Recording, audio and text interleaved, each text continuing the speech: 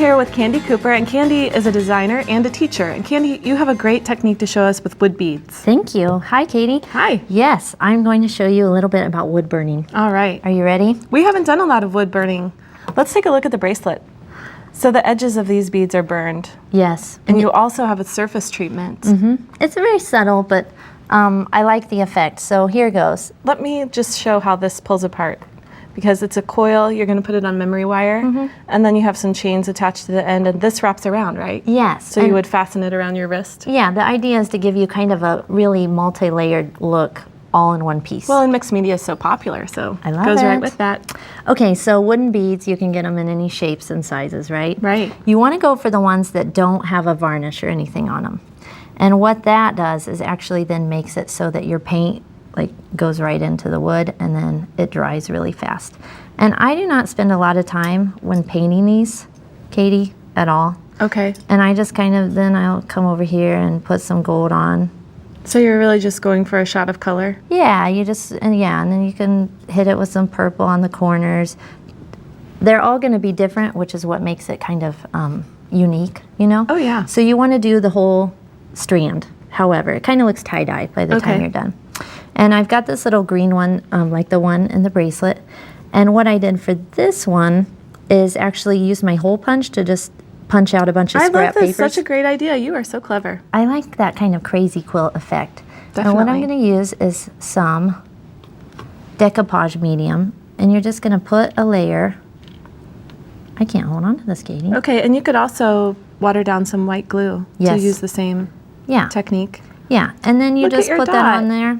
Clever. You could also use paper punches to create different shapes. Absolutely, depending on the size of your bead. And then you just seal that paper down. And I've got one right here that's ready. Okay. So that's all sealed.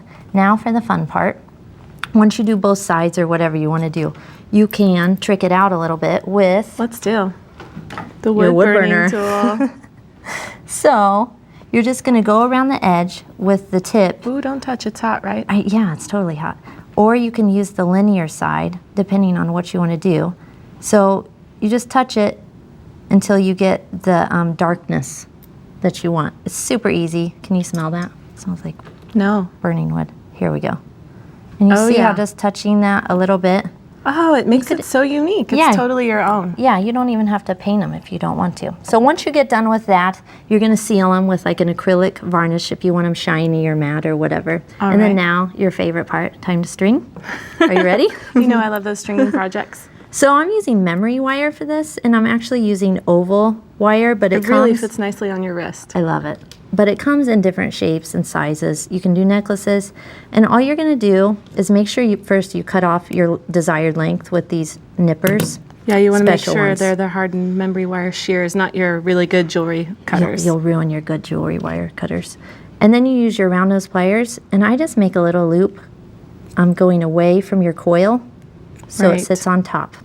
And then you're just going to string and finish your end just like you did when you started. So I've got on this one ready. Here it's finished at the end, and you can see your wood burn beads. And you know, when you use this monochromatic palette, it really gives it a different effect. I love it. I love it too. So you could wear it just like that, but to create that kind of layered look, I went ahead and cut a couple pieces of chain, and I finished the end here with a clasp, but at the opposite end, it's going to connect to one of your loops on your bracelet. Perfect. And then, oops, before I forget, I'm going to attach a little charm because I can never have enough charms. That's right. I'm with you on that.